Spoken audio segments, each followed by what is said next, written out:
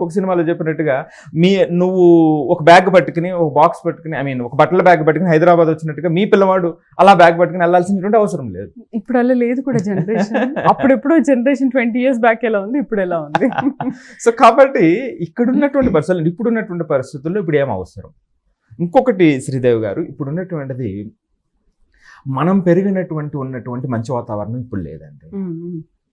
చుట్టుపక్కల జరుగుతున్నటువంటి ఆకృత్యాలు కానివ్వండి, మోసాలు కానివ్వండి, అది ఒక పక్క. రెండో పక్కన చాలా డిస్ట్రాక్షన్స్. అప్పుడు డిస్ట్రాక్షన్స్ అంటే పిల్లలకి ఏముండేయండి, పిల్లలు ఫ్రెండ్స్తో పోయి భోజనం టైంకి 12 భోజనానికి రండి, లేకపోతే 1 గంటకి భోజనానికి రండి అంటే లేదు అని ఇంకో 2-3 గంటలు ఆడుకుని వచ్చేవారు. లేదు ఇంకొక చోటకు పోయి కబుర్లు పెట్టుకుని వచ్చేవారు, టైంకి వచ్చేవారు కాదు. లేదు ఒక లైబ్రరీకి పోయి అక్కడ కూర్చుని కబుర్లు చెప్పుకునేటువంటి వాళ్ళు. ఇదే డిస్ట్రాక్షన్. అవుట్డోర్ గేమ్స్ ఎక్కువగా అవుట్డోర్. సో అది ఒక రకంగా మంచిదే కూడా, ఒక సోషలైజేషన్ కానివ్వండి, అక్కడ కాన్ఫ్లిక్ట్ రెజల్యూషన్ కానివ్వండి, గొడవ పడేవారు, ఇది చేసేవారు, మళ్ళీ రేపు పొద్దున మళ్ళీ కలిసేవారు, రైట్, ఇదంతా జరుగుతూ ఉండేది. కానీ ఇప్పుడు ఇండోర్ లోనే ఉంటున్నారు, ఇండోర్ గేమ్స్ ఆడుతున్నారు, అసలు బయటికి వెళ్ళడం మానేశారు పిల్లలు. సో కాబట్టి ఇది పిల్లలకి అటువంటి వాతావరణంలో వాళ్ళు ఉన్నారు.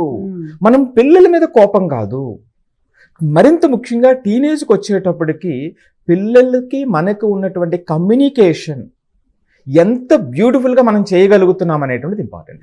ఆ కమ్యూనికేషన్ తగ్గుతుంది అనుకునేటప్పుడు we need to take an action అండి. అది ఎలాంటి యాక్షన్ తీసుకోవాలనేటువంటిది ఆ చైల్డ్ టు చైల్డ్ మారుతూ ఉంటుంది. మనం ఒక జనరల్గా ఇక్కడ మనం ఒక స్టేట్మెంట్ చెప్పలేము. సో ఎప్పుడైతే ఆ కమ్యూనికేషన్ తగ్గిందో ఆ కమ్యూనికేషన్ ఇంప్రూవ్ చేయటానికి, ఈ కమ్యూనికేషన్ ఇంప్రూవ్ చేయటం అంటే మీరు అనుకున్నట్టుగా పిల్లవాడు బిహేవ్ చేయటం కాదు. ప్రతి దాంట్లో ఒక గౌరవం ఉండాలి, అది ఓకే. ప్రతి దాంట్లో మీరు అనుకున్నట్టుగా చెప్పడం కాదు, మీరు చెప్పిన దానికి తలవపటం కాదు. మీరు ఎప్పుడైతే అది ఏమవుతుందంటేనండి వాళ్ళ ఆలోచన ఆగిపోతుంది కదా. సో ఆ విధంగా రెస్పాన్సిబిలిటీ ఉన్నటువంటి పిల్లలు మరింత ఎక్కువ లోపల ఇబ్బంది పడేటువంటి అవకాశం ఉంటుంది. సో కాబట్టి నేను చెప్తున్నది ఏమిటంటే టీనేజ్ అనేటువంటిది ఒక అద్భుతమైనటువంటి టైం పిల్లలకి.